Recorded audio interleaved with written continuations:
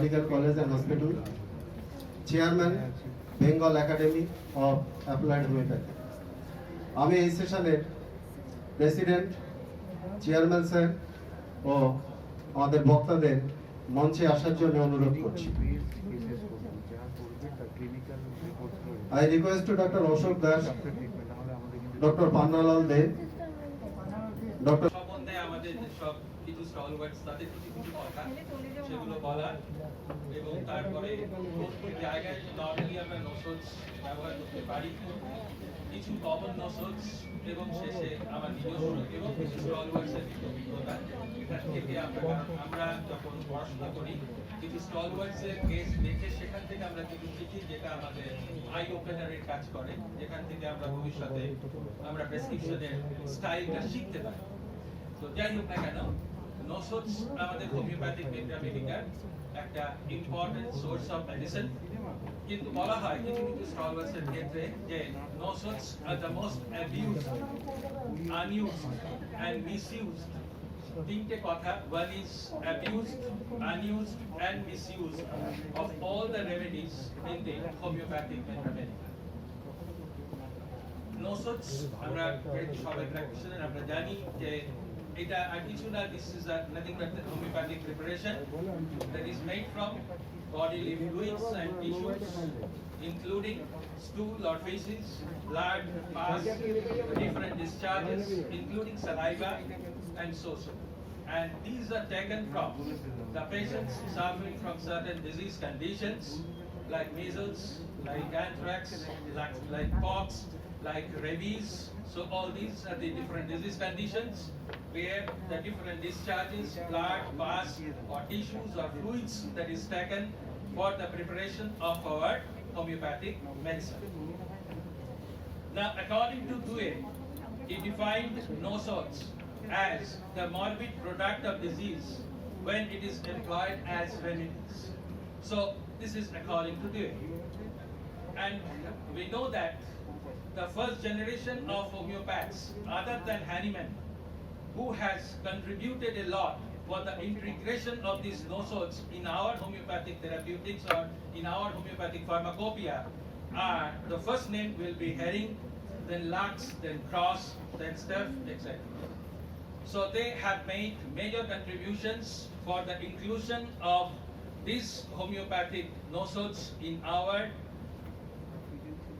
homeopathic pharmacopoeia. Now, Elizabeth Wright Hubbard, how he defined when to use these nosodes. When to use these nosodes? Now, the first condition where the nosode can be used, that is in chronic cases, to open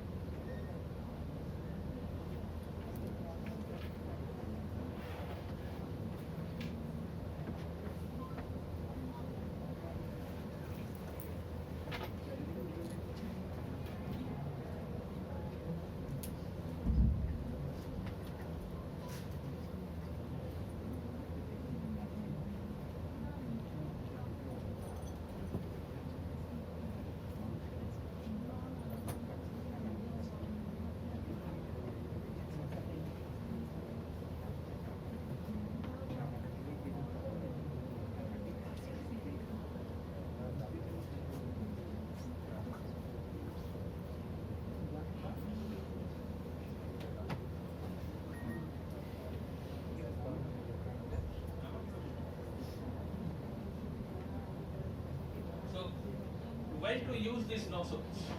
According to Elizabeth Wright Hubbard, first is to open almost every chronic case. To open almost every chronic case, we have to use this nosode. Secondly, where the symptoms are in a mixed condition or where we find the symptoms are obscure. So in cases where the symptoms are obscure or mixed, these are the places where nosodes can be used. Then some prescribers use these nosodes in the the use of tuberculinum, bacillinum as intercurrent remedies during the treatment of adenoids, tonsillitis, asthma like this, or the use of sorainum in cases of recurrent tonsillitis, or use of medorinum as intercurrent remedies during the treatment of arthritis, or sorainum even in cases of eczema or psoriasis like this. So intercurrent use of these notions. Then the fourth condition where these notions can be used, that is where no drug stands out, after questioning and repetizing. Even after repeated questioning or repetizing, where we don't find any drug, so these are the cases where notions can be used to stir up the depth and throw out the indications of the indicated remedy or the curative medicine. Then the fifth condition where these notions can be used, that is when seemingly well-chosen remedies or the drugs that fail to give any relief to the patient. Particularly the cases where there is stubborn relapse, there is repeated relapse of the conditions. And the last condition, that is nosodes with their definite symptomatology, because all these nosodes are well proved on healthy human beings, so definitely they have their own metra medica, so we can find a similarity of the patient with the indications of nosodes and we can apply these drugs accordingly. Second is where to use nosodes. Now, where to use nosodes? The common use of nosode is for the prophylactic purpose. So that is specific disease for that. So like diphtheria for the prevention of diphtheria, or morbillinum for the protection for measles, then or lysine for the protection from rabies. So in that way, for the prophylactic purpose, that is one use of this, major use of these nosodes. Now the second is in acute cases. Now these nosodes are also used even in acute cases, although it is more commonly applied in chronic diseases, but sometimes in acute cases which are of relapsing nature or which are of stubborn nature, or where we find that even after the thorough castrating there is a chronic substratum, there is a miasmatic state in the under condition of these acute manifestations. So these are the cases. Also the manifestation is acute, but still we sometimes use these nosodes. We know from the cases of different stalwarts, that is when there is pneumonia. Pneumonia is an acute manifestation of the disease, but some patients have the tendency to recurrent pneumonic conditions of the lung. Recurrent pneumonia. So this recurrent pneumonia sometimes may be well combated by giving tuberculinum, or asthma. The acute manifestation of asthma sometimes that is well managed by medorinum. Although it's a chronic condition, but still the acute manifestation is sometimes well managed by this medorinum. And recurrent tonsillitis, in cases of recurrent tonsillitis, we know that acute manifestation sometimes tuberculinum or sorainum in 50 millisieverts doses, sometimes giving very good results. And one acute manifestation is sometimes we find that the patient is coming with a very stubborn type of cough. The patient is telling that for the last 3 months I am suffering from this dry unproductive cough. I have constant tickling in the throat, and there is usually some preceding history of fever, and after that this cough is continuing, and mostly this is unproductive in nature. So these cases I find in my practice also that sorainum is working as a miracle. Sorainum in 1 or 2 potencies, that is giving the total change of the patient. So acute cases where these nosodes may be applied, particularly in stubborn cases or relapsing cases, or where there is a miasmatic strata in the underneath. Now chronic diseases. The most common use of nosode is in chronic diseases. The first condition where in chronic disease it is used, that where an acute infection marks the onset of this chronic disease. An acute infection marks the onset of this chronic disease. We know that suppose a patient suffered from measles, and after suffering from measles there is a condition of recurrent skin condition. So following measles, when there is some continued problem, there is no interval of health between. After the recovery from measles, some skin condition is continuing. So this condition can be well covered by morbillium. So, so never well from that measles or from that acute infection. We know another case of some stalwart, that is a case of disseminated sclerosis of the spinal cord, where there is a paralytic condition of the lower limb. Now, this paralytic condition of the lower limb, because of disseminated sclerosis, was cured by or was greatly relieved by streptococcine, by giving streptococcine 30 to 100 and 1 m in 3 consecutive mornings, where the patient gave the history of severe tonsillitis in the past. So this disseminated sclerosis that started in a patient after a series of severe tonsillitis. So because of this history of severe tonsillitis, which was of recurrent nature, and after that the patient started suffering from weakness of the lower limb, or the patient presented with disseminated sclerosis, it was very well covered by the drug that is streptococcine. It was very well covered by streptococcine because of the history of repeated tonsillitis. Then another case of Tyler, we find that is a case of cerebral tumor. Now this case of cerebral tumor, it started after the bad effect of diphtheria. After the patient suffered from diphtheria, then this gradually the cerebral tumor that started developing. So in this case, he has found diphtherium 200 that has helped a lot. Then another case of Fobistat, that asthma of 4 years duration following severe whooping cough, it was cured by pertussin, giving pertussin. So asthma that was cured by pertussin following whooping cough. So because it is a nosol that is prepared from it. So these are the cases where in chronic diseases, where these chronic diseases that develop from the acute infection, after that acute infection, that chronic disease that continue. Now the second condition of chronic disease where these nosols can be used, that is, suppose prior to the onset of this chronic disease, there is an interval of good health. There is an interval of good health preceded by some severe or repeated acute infection.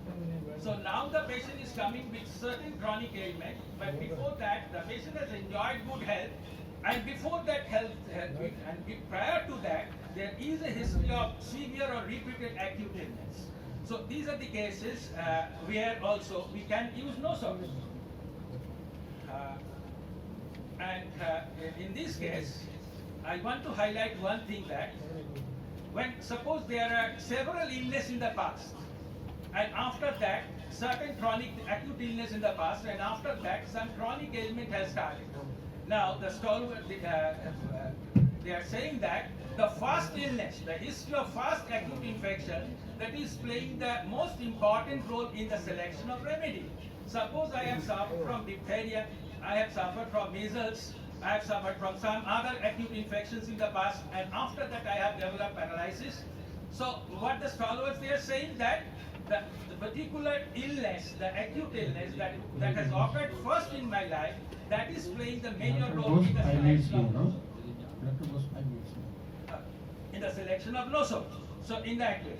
So we find that a case of migraine, it was a very stubborn migraine, where although the patient suffered from severe diphtheria, but as because the first ailment or the first illness was measles, morbillinum was prescribed and morbillinum has cured, because on the basis of the first illness, although the diphtheria was a major, was of a very serious nature, but still the first illness was measles, and on that basis morbillinum has helped. Next is different pathological, on the indications of the pathological conditions. Sometimes what happens, a patient suffering from a stubborn cough. Now they are prescribed pertussin. Why? Because of the pathological relation. Because we know that pertussin that is prepared from the whooping cough here, so naturally products. So naturally So it has got the pathogenesis of cough. So on that basis, in stubborn cough, in asthma, or in certain other respiratory diseases, this pertussin is coming in help. Then we know that diphtheria, Corynebacterium diphtheria, that affects our cardiac muscles, that affects our nerves. So there is a case of cardiac decompensation where the patient was suffering from precordial pain on exertion, where diphtheria helped. Why? Because of the common pathogenesis, because of the common pathological indication, because diphtheria can cause damage of the cardiac muscle. So on that basis, it was prescribed on the basis of the pathological similarity. Similarly, measles can cause encephalitis, that is, it is affecting the central nervous system. Patients suffered from epilepsy where morbillium helped because of the similarity in their pathological state. Similarly, the cases of infective arthritis, or rheumatoid arthritis, where the streptococcus pyogenes that is helping, because we know that in rheumatic fever, which is caused by Streptococcus pyogenes, so there is affection of joints and heart. So that is why, on the basis of the pathological relation, when the patient is suffering from infective arthritis or rheumatoid arthritis, this streptococcus is also coming in help. Then in chronic diseases where apparently indicated remedies do not work or do not hold, these are the cases where nosode can be used, and when well-recognized symptoms of nosodes are present. Now, regarding nosode, because the time is very short,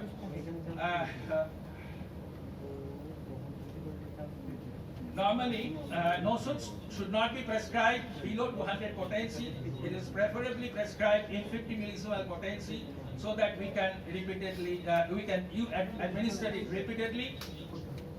Normally, in chronic diseases where there is advanced pathology, it is better to avoid nosode in the beginning of a treatment, or the acute diseases where there is high-grade inflammatory conditions, it is better to avoid nosode in the beginning of a treatment.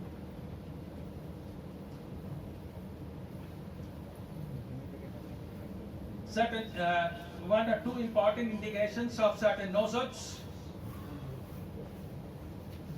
We have found that in case of medorinum, this diagonal complaint is very important for the selection of this medorinum in our therapeutics, this diagonal complaint. Then transverse ridges of the nails, or nocturnal enuresis, or habit of nail biting, these are important indications of medorinum, as well as a very important indication is the tendency to lie on face or abdomen, then better in the seashore. So these are important indications of medorinum. Then syphilidum is sometimes prescribed on the basis of the asymmetrical presentation of the patient, or even in case just opposite condition, that is where there is bilateral symmetry, there is also syphilidum is indicated.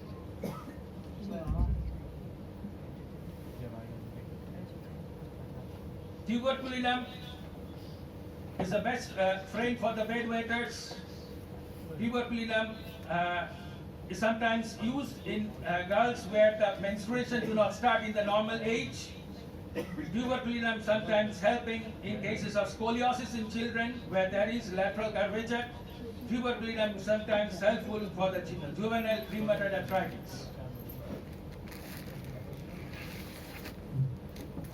Sir, please. Sir, just a minute. Will you kindly speak about bowel nosode with their minimum indications? I have Bowel no experience in this regard. আপনার কিছু জিজ্ঞেস করার থাকলে লিখিত পাঠাবেন, আমরা মুখে কোনো কথার উত্তর দেব না, লিখিত পাঠাবেন। Thank you doctor Basu.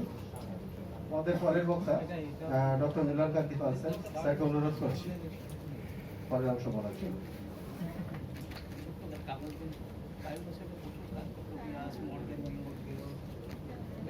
Bachelor 7